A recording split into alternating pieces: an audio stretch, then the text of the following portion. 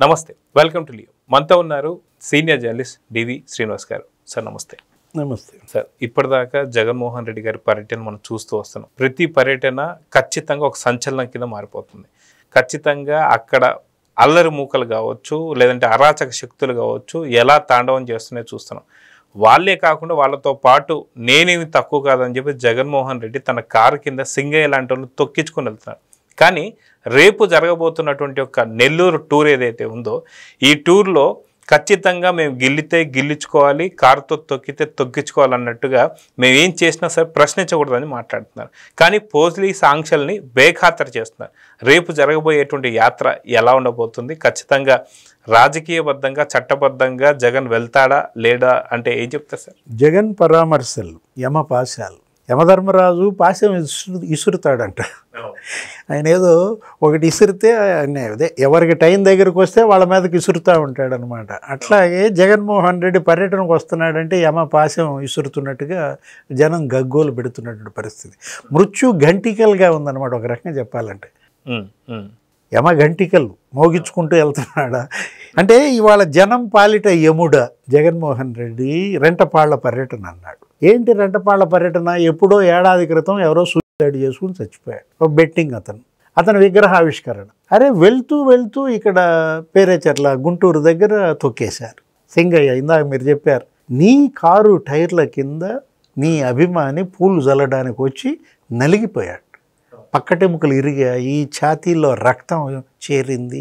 ఆ post mortem నివేదిక చూస్తే అరే అసలు ఆ కారు కాదు, దేవినేని అవినాష్ ఎవరో పిఏ కారు అని చెప్పారు. ఆ వీడియో బయట పెట్టింది అతని కారు, జగన్మోహన్ రెడ్డి కారే అతన్ని తొక్కేసింది. అసలు ఎలా గలిగాడు ముందుకి? ఇప్పుడు మన కారు టైర్ల కింద ఒకడు నలిగిపోయి గిలగిల కొట్టుకుంటుంటే పర్యటన క్యాన్సిల్ చేసుకుంటాం, అతన్ని వైద్యానికి ఉటావుటిన పంపిస్తాం, మనసు వికలమైపోతుంది. ఒక వారం రోజులు అదే దృశ్యం మన కళ్ళ ముందు కనపడతా ఉంటుంది. కానీ ఇతను ఎవరు? జగన్మోహన్ రెడ్డి.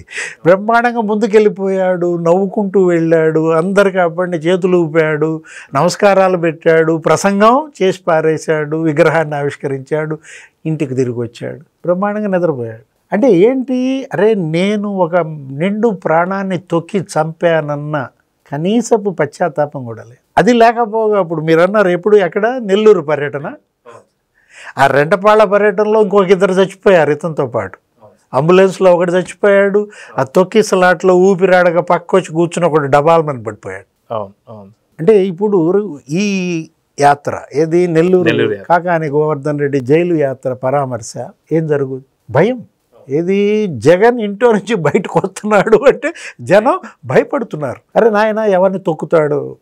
ఇప్పుడు నిమ్మల రామానాయుడు ఇరిగేషన్ మినిస్టర్ మొన్న ఏదో చదివా, సింగపూర్ పర్యటన సీఎం చంద్రబాబు పర్యటన పైన జనం తలరాతలు మార్చే నాయకుడు మా చంద్రబాబు నాయుడు, జనం తలలు తొక్కేసే నాయకుడు జగన్మోహన్ రెడ్డి అని ఏదో విమర్శ చేశాడు. అంటే సరే మామూలుగా చేసిన అందులో వాస్తవం ఉంది కదా అని జనంలో చర్చ. ఇప్పుడు రేపైనా సజావుగా వెళ్తావా? ఆ షెడ్యూల్ ఇచ్చేవాడెవడు? ముందు అతను పట్టుకోవాలి. జగన్మోహన్ రెడ్డి మామూలుగా మాజీ ముఖ్యమంత్రిగా షెడ్యూల్ ఇస్తూ ఉంటారు, పర్యటన షెడ్యూల్. తలసిల రఘురామం మరి ఎవరో కింద సంతకం పెట్టి వదులుతూ ఉంటారు, లేకపోతే ఆ పిఏ పేరు మీద వస్తూ ఉంటుంది. ఆ పర్యటనలో ఇన్ఛార్జ్ 10ంటికి బయలుదేరతాడంట, ఒక అరగంట అటో ఇటో బయలుదేరాలి. 2ంటికి అక్కడికి చేరతాను అని ఇచ్చాడు ఆ షెడ్యూల్లో. 2:30కో 1:30కో కొంచెం అటు ఇటుగా చేరాలి. కానీ ఎలా చేస్తున్నావు? నువ్వు ఇచ్చిన పర్యటన షెడ్యూలే నువ్వు ఖాతరు చేయవా? అబ్బో అదేమంటే జనం నా కోసం పొంగుతున్నారు, ఉప్పొంగి ముందుకు వస్తున్నారు, నేను వాళ్ళని దాటుకుని వెళ్ళాలని అంటే నువ్వే పిలిపిస్తావు, నువ్వే డబ్బు వెదజల్లుతావు. నీ నాయకులే టెలికాన్ఫరెన్స్లు పెట్టి అన్న వస్తున్నాడు, మీరు ఆ రోడ్డు మీదకి రండి, మీరు ఈ జంక్షన్కి రండి అని వాట్సాప్ మెసేజ్లు పెడతారు. అంటే ఒక రకంగా ఇతనే ఉద్రిక్తత సృష్టిస్తున్నాడు. తన పర్యటనల ముసుగులో ఇతను రాష్ట్రాన్ని అల్లకల్లోలం చేయాలని చూస్తున్నాడు. ఇతనికి ఏమీ లేదు, పరామర్శ ఇతని లక్ష్యం కాదు. కేవలం ఏంటంటే దాడి, ఒక దాడికి వెళ్ళినట్టుగా వెళ్తున్నాడు. ఎవరిపై దాడి? ప్రభుత్వంపై దాడా, పోలీసుపై దాడా, జనంపై దాడా? అంటే తనకి వచ్చినటువంటి ఒక 39.5% ఓటర్లే వచ్చుంటారు సార్. అంటే అదే ఓటర్ల పైన దాడనుకోవచ్చు అంటారా? అది ఎప్పుడు ఓటర్లు సంవత్సరం క్రితం ఓటర్ల గురించి చెబుతున్నాను.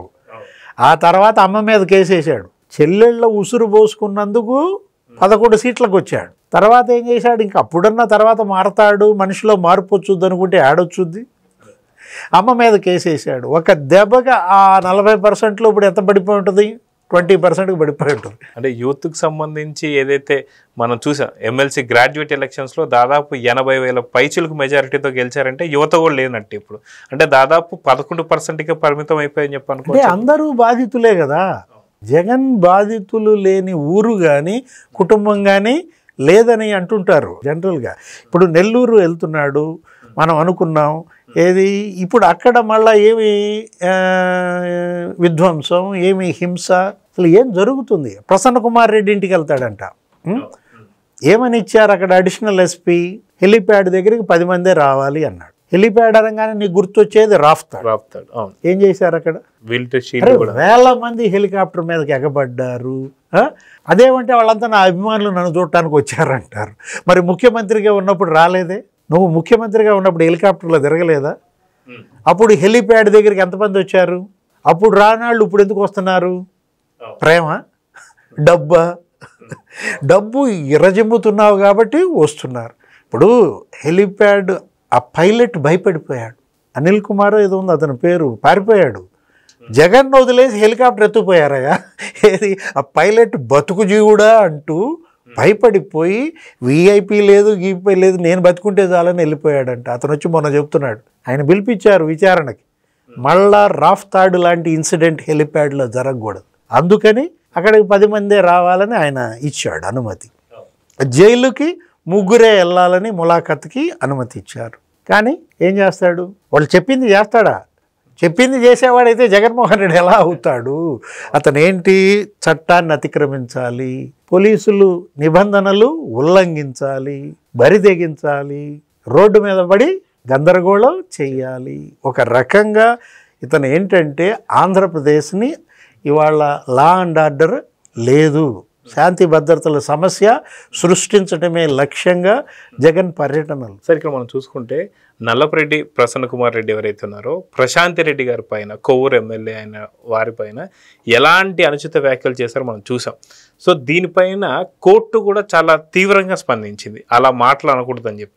అలాంటి వాళ్ళని మళ్ళీ వెళ్ళి పరామర్శించడాన్ని ఎలా చూడాలంటారు? గతంలో మనం చూసాం, ఏదైతే తెనాలి గంజాయి ముఠాన్ని కలిసిన దానికన్నా ఇది చాలా పెద్ద ఎత్తున వైసీపీ నాయకులు కూడా చెప్తున్నారు వద్దు పరామర్శ ప్రసన్న కుమార్ రెడ్డికి అని చెప్పి. సో ఈ పరామర్శని ఎలా చూడాలంటారు? అంటే ఇవాళ క్రిమినల్స్ అందరికీ ఇవాళ ఒక లీడర్గా, ఒక ముఠా నాయకుడిగా, ఒక పార్టీ నాయకుడిగా అనుకోవటం లేదు ఇప్పుడు ఆయన. గ్యాంగ్ లీడర్, ఏది ఇవాళ వైసీపీ గ్యాంగ్ లీడర్గా మారాడనమాట జగన్మోహన్ రెడ్డి. ఇప్పుడు ఆమె ఎవరు? ప్రశాంతి మేడం, కొవ్వూరు మహిళా శాసనసభ్యురాలు, నిన్నటిదాకా నీ పార్టీలో. వేమిరెడ్డి ప్రభాకర్ రెడ్డి, నువ్వే ఆయనకి రాజ్యసభ టికెట్ ఇచ్చావు, గెలిపించావు. ఆమెకి టీటీడీ బోర్డు మెంబర్షిప్ ఇచ్చారు. అప్పుడు మీరు పార్వతీ పరమేశ్వర్లు అన్నారు వాళ్ళిద్దరిని. ఇప్పుడు బోరిబాబు అంటాడా? ప్రసన్న కుమార్ రెడ్డిని మీరే అన్నారు, ఏది హైకోర్టే తిట్టింది. ఒక మహిళా శాసనసభ్యురాలు, మీరు 6 సార్లు ఎమ్మెల్యేగా చేసిన వాళ్ళు ఈ విధంగా మాట్లాడతారా అంటే అతను ఏమంటాడు? రాజకీయాల్లో విమర్శలు ప్రతి విమర్శలు ఉంటాయి అంటారా? ఇది విమర్శ, ఇది ప్రతి విమర్శ. కనీసం ఆ మురికి వ్యాఖ్యలని జగన్ ఖండించాడా? అది జగన్ నైజం. ఖండించకపోగా ఇప్పుడు ప్రసన్న అతనికి వెళ్ళి పరామర్శించడం ద్వారా ఈ వ్యాఖ్యలు ప్రతి నియోజకవర్గంలో చేయండి రా అని అతను ఇచ్చేటువంటి సందేశం, సంకేతం ఏంటంటే రాష్ట్రాన్ని అల్లకల్లోలం చేయండి, ముందు జగన్ అదుపులో పెట్టాలి. జగన్ని అదుపులో పెడితేనే ఇవాళ ఈ క్రిమినల్స్ అంతా కూడా అదుపులోకి వస్తారు. ఇదొక ఛాలెంజ్, ఇదొక సవాల్ అనమాట. ఎవరికి? ప్రభుత్వానికి సవాల్, పోలీసులకి సవాల్. అంబటి రాంబాబు చిత్తూరు ఎస్పీ మీద ఏం మాట్లాడాడు? రౌడీ షీట్ ఓపెన్ చేపిస్తా అన్నాడు. మేము అధికారంలోకి రాగానే మణికంఠ ఎస్పీ నీ మీద రౌడీ షీట్ ఓపెన్ చేపి. ఆయన ఎవరు? Police superintendent. ఇతనెవరు అంటే? ఇప్పుడు ఎస్పీ మీదే రౌడీ షీట్ ఓపెన్ చేపిస్తా అని ఒకడు అన్నాడంటే వాడి మీద నువ్వు రౌడీ షీట్ ఓపెన్ చేయాల్సిన బాధ్యత లేదా? ఏ రోజైతే పటాపురం సిఐ మీద రాంబాబు దాడికి వెళ్ళాడో ఆ రోజే కేసు పెట్టుంటే, ఏ రోజైతే విడదల రజని చిలకలూరుపేట సిఐ మీద ఎగబడినప్పుడే కేసు పెట్టుంటే, ఏ రోజైతే జగన్మోహన్ రెడ్డి సుబ్బరాయుడు సప్త సముద్రాల అవతలున్న నేను లాక్కొచ్చి బట్టలు ఉడదీస్తా అన్న ఆ రోజే జగన్ పైన కేసు పెట్టుంటే ఇవాళ ఈ బరిదెగించేవాళ్ళ. ఏదైనా నెల్లూరు పర్యటనలో మరిన్ని సింగయ్యలు రాకుండా ఉంటే చాలు. సో చూద్దాం సార్, ఖచ్చితంగా సింగయ్యకి పట్టిన గతి మరొకరికి పట్టకూడదని చెప్పి వాళ్ళు తొక్కితే తొక్కించుకోవడానికి, గిల్లితే గిల్చుకోవడానికి ప్రజలు ఇప్పుడు విజ్ఞత చెందారు. పూర్తిగా ఏం జరుగుతుందో కూడా అర్థమైపోయింది. సో చూద్దాం ఏం జరగబోతుందో. నమస్తే sir. Please subscribe to Leo News for more videos.